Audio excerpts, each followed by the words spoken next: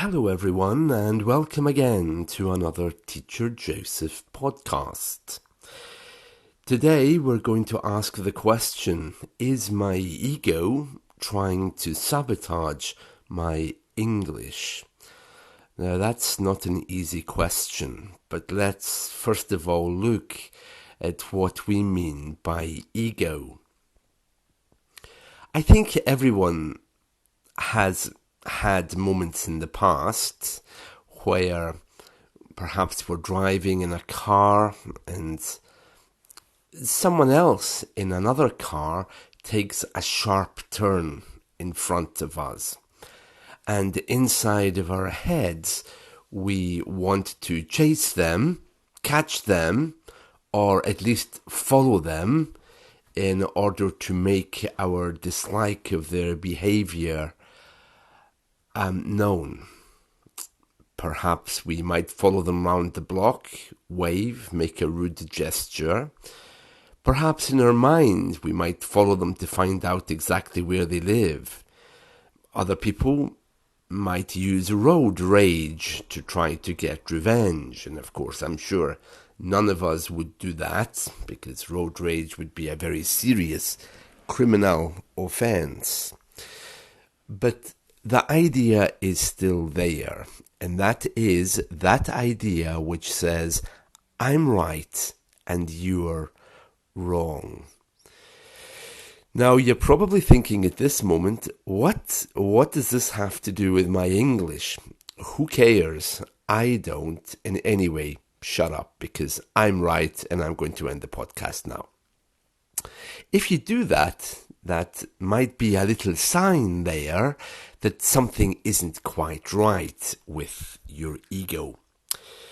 So, how does your ego interfere with learning?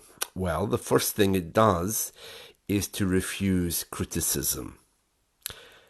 For example, if you have feelings which are coming up, which say, you know what, I really like that teacher, but he says my intonation's bad, so I will never forgive him.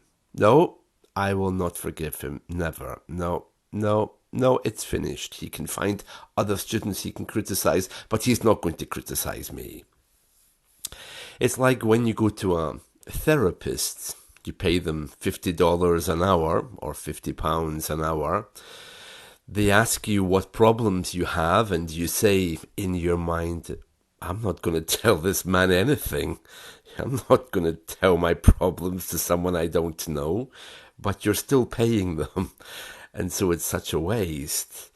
English is no different. Sometimes our ego or personality fights with that idea, I'm right. In a second language, you can't really get away with that. You can have that behavior right up until a teacher comes along and says, no, you're saying that wrongly. And at that moment, what? I'm saying that wrongly? I'll show you what wrong is. I will never book a lesson with you again. These kind of ideas, of course, are not constructive. And therefore, you have to approach language learning with some kind of sense of humility. Now, I'm not saying that you have to be wandering around like some kind of subservient slave to do everything which your teacher or language partner tells you, but you need to be open to receiving criticism.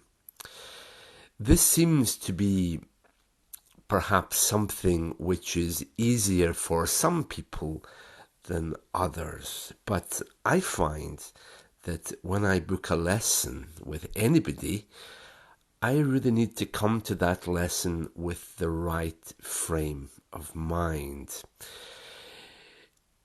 Sometimes, when I'm teaching on italki, I point out something which is maybe not correct with pronunciation, or maybe something which could be improved, and some people tell me, no, you're wrong.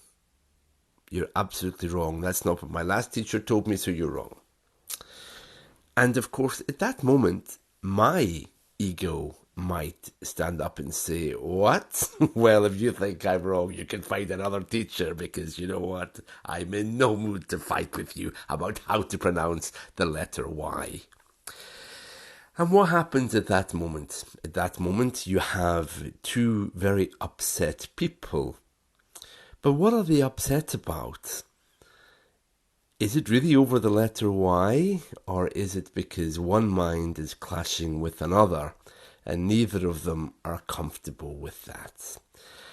Frankly, is that really where we're at with language learning? It seems to be like that with other things in the world. But I think the secret with language learning is to realize that there are no definites. For example, if I tell you how to pronounce the letter Y, and someone else tells you not to pronounce it as Y, but as oo, for example, just to give an example, it really isn't so life-changing. I mean, in English, there is absolutely no definitive right. Whether the letter Y is used at the beginning of the word yours, or whether it changes at the end of a word to become a kind of I or E sound, both are correct. Both are correct. So there's no need to be so upset about it. If your teacher tells you one thing and another teacher tells you another, of course, question it, look at it, but you'll probably find that both are right. You know, English teachers were not there to make your life difficult. You know, when I finish an English lesson on italki, I don't cackle to myself and say, "Ha ha, another confused student, I'm very happy." I would be a very sick man if I did that, I think. So when people tell you things and you need to be corrected, or things need to be improved a little bit, you know, it's not because there's an absolute right and an absolute wrong and you are the judge in the middle who's going to make that decision. So sometimes you just need to let go a little bit, accept what you hear, and understand that maybe both people are right, and it's not for you or even for me to criticize that without looking at it in more detail. So the next time you're driving, or the next time you're studying, or you're with a teacher and they tell you something, just keep your ego in check. Because if it's about one bad word or one thing you disagree with, of course, go and check it out, you know, or try to discuss it with the person. But if you take this attitude, well, you're wrong. That's it. You're wrong. My last teacher must have been right. So therefore, I'm going to go and find a new teacher and everything. You're really not going to get very far, because the next teacher that you get, there'll be something else that you don't like. The beauty of learning is that it's diverse. Whether that's diversity between American English and the way Indians speak English, it's still their native language. They have a right to exist.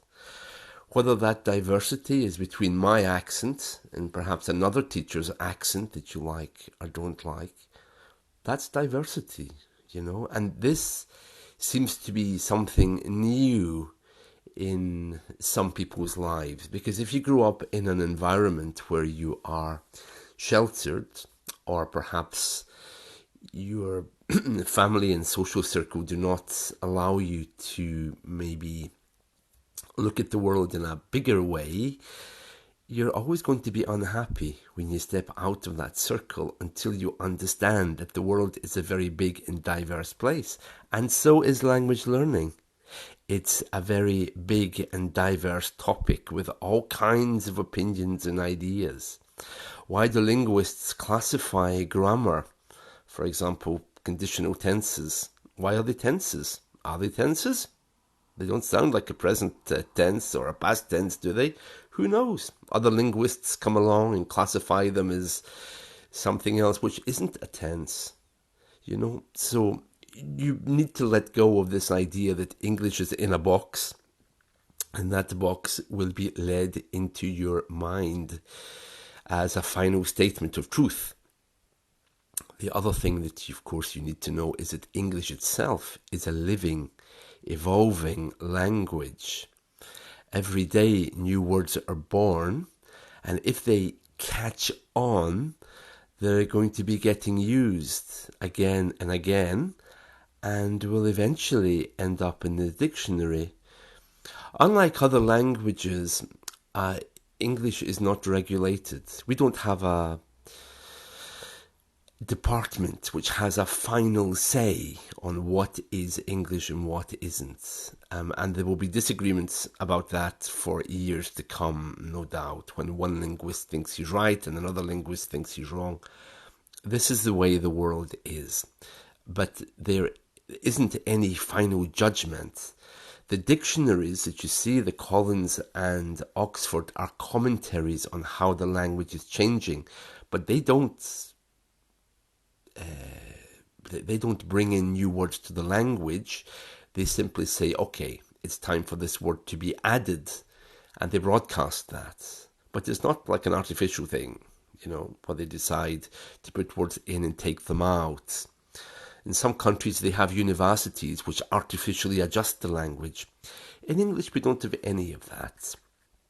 So if you're looking for perfection in a box, moving from your, Linux hard drive or your grammar book into your mind, fine. But you must stay open to the idea of change. That's all from me today. So I hope you found this helpful, and let's talk again soon. Have a wonderful day. Thank you and goodbye.